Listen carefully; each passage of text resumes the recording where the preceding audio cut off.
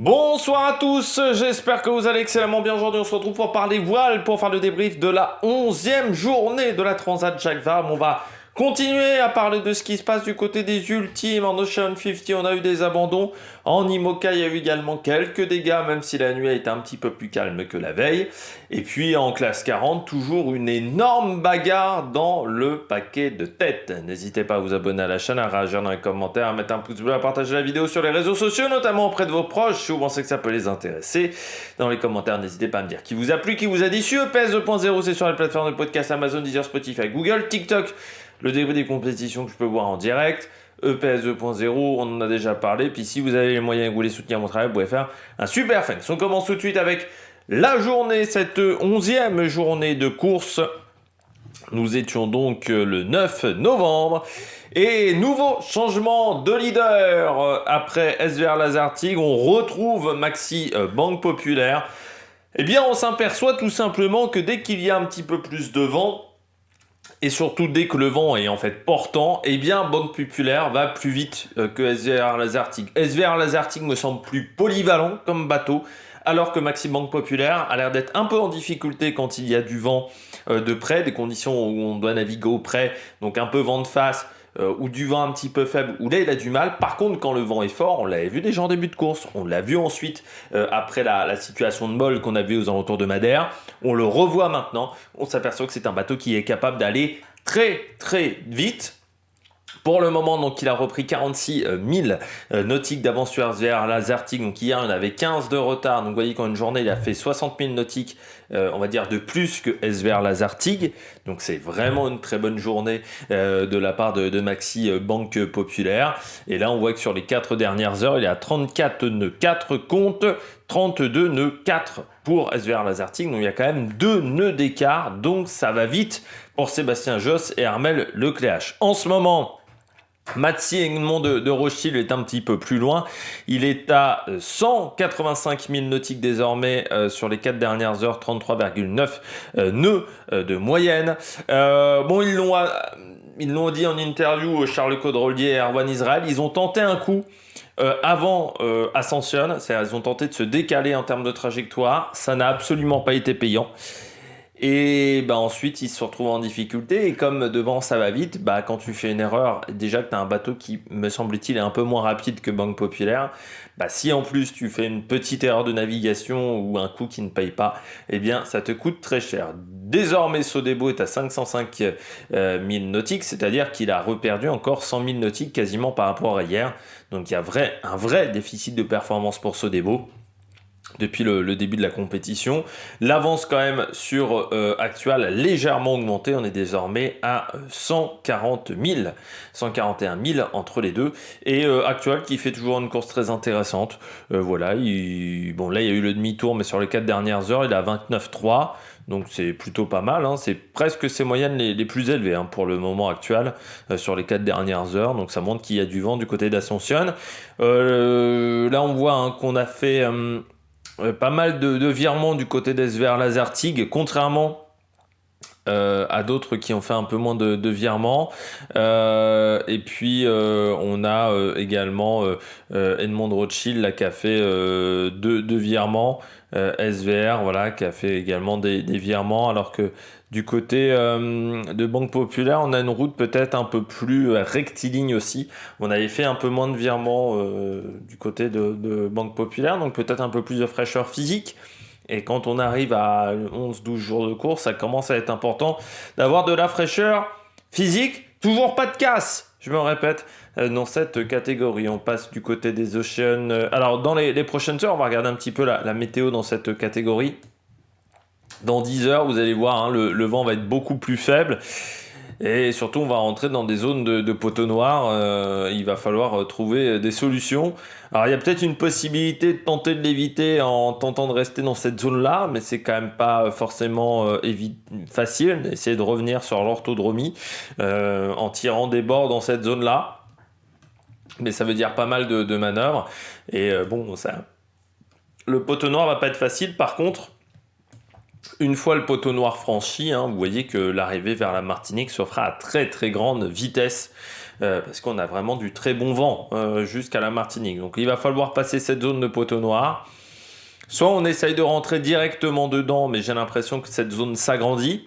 Soit on essaie de tirer des bords par le bas, mais ça veut dire faire énormément de manœuvres.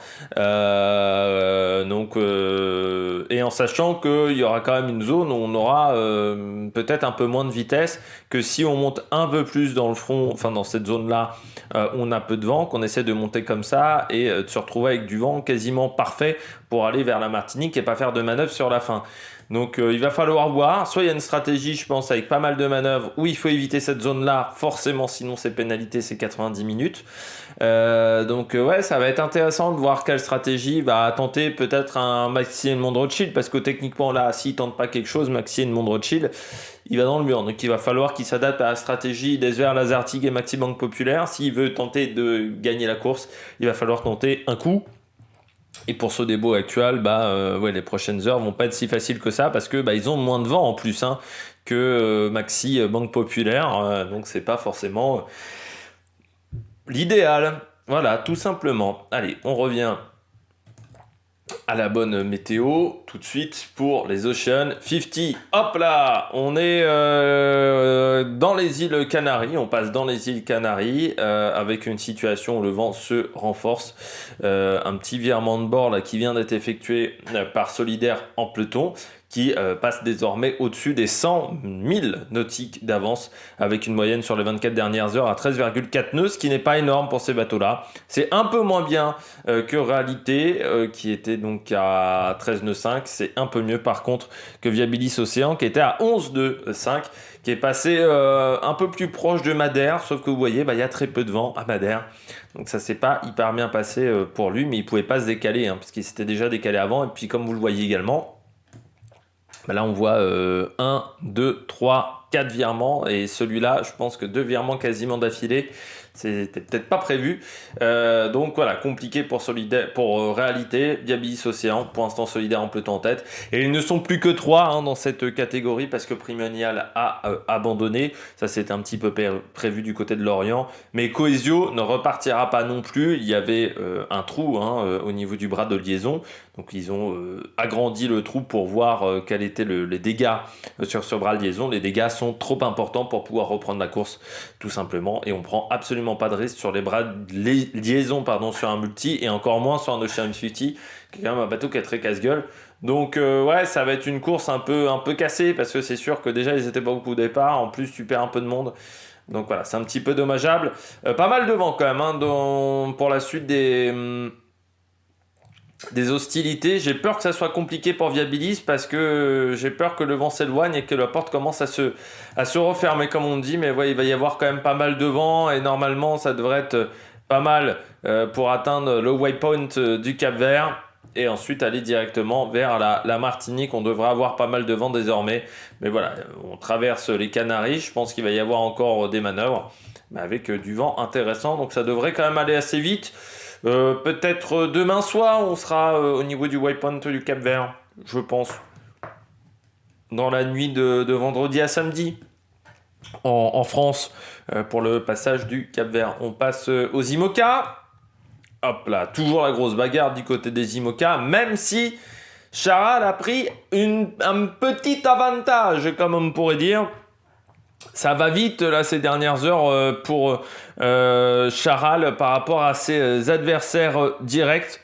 On voit Thomas Ruyant est à 8 nœuds 7, 9 nœuds 4 pour Paprec, alors que Charal lui est à 9 nœuds 9. Donc c'est plutôt pas mal. On rentre dans une zone où il y a peu de vent aux alentours du Portugal.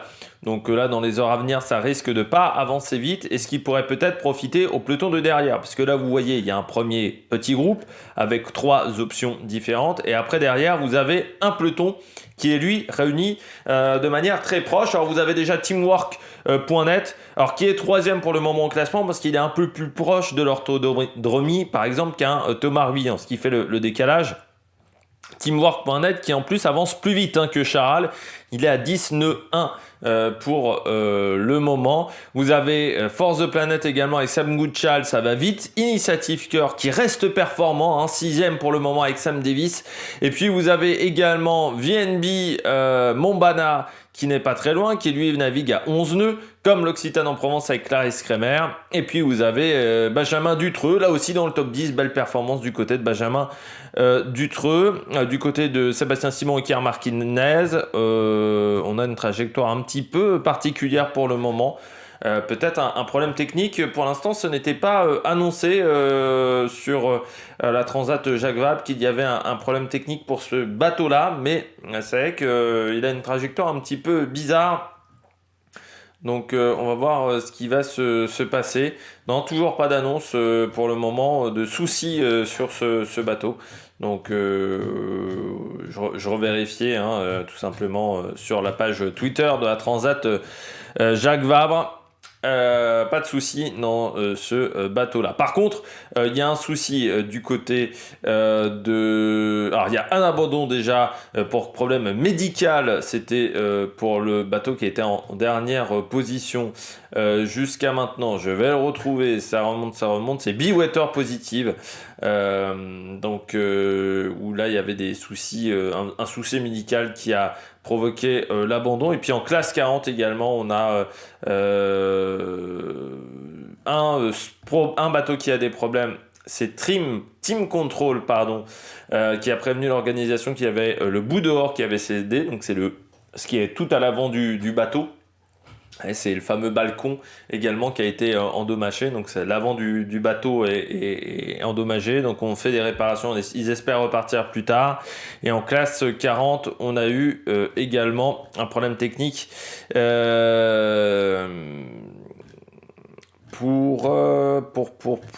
j'ai raté. Mais il y avait... c'est le Galet, voilà, qui a eu un problème technique qui va vers Cascais au Portugal. Il venait d'entendre un gros craquement, donc on espère pas des gros dommages structurels trop importants. Parce que dommage structurel veut dire parfois des réparations un petit peu compliquées. On revient à la course du côté des IMOCA. Donc avec Charal toujours en tête. Ça va être une course intéressante parce que est-ce que Charal va réussir à poursuivre sa course en tête dans les heures à venir? Est-ce qu'il ne va pas y avoir un retour de l'arrière comme on avait eu chez les Ultimes où Sodebo et Actual étaient revenus derrière? Donc ça va être assez intéressant. Autre problème technique, j'ai oublié de le dire, c'est pour le bateau Maître Coq, grand voile déchiré également. Ça va être au moins la 5e ou la 6e grand voile déchiré. Donc réparation. Alors je crois qu'il devait... c'était... au Portugal, je crois qu'il devait réparer, je crois, du côté de Porto, où il devait faire une réparation, Yannick Bestaben. Sinon, Malaysia, Sea Explorer a perdu un petit peu de temps. Il se retrouve dans un groupe un petit peu plus loin désormais. Vous voyez, dans un deuxième peloton, avec également Fortnet avec Romain Attanasio, Giancarlo Pedote et la Micaline, voilà, qui là aussi sont dans un troisième peloton à environ une centaine de milles. Hublot, lui, est bord à bord avec Kojiro Shiraishi depuis quelques temps quand même.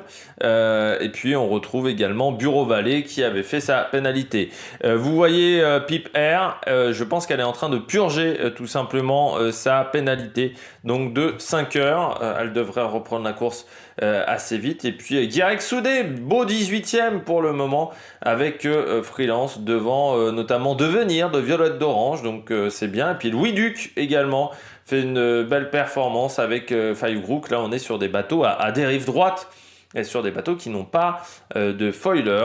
Et ce sont les premiers non-foilers. Donc le premier, c'est notre ami Louis Duc, qui est donc le premier bateau à dérive pour le moment, avec Violette d'Orange et avec Coran Coleman également, qui est pas très loin, qui a un beau match également pour les bateaux à dérive.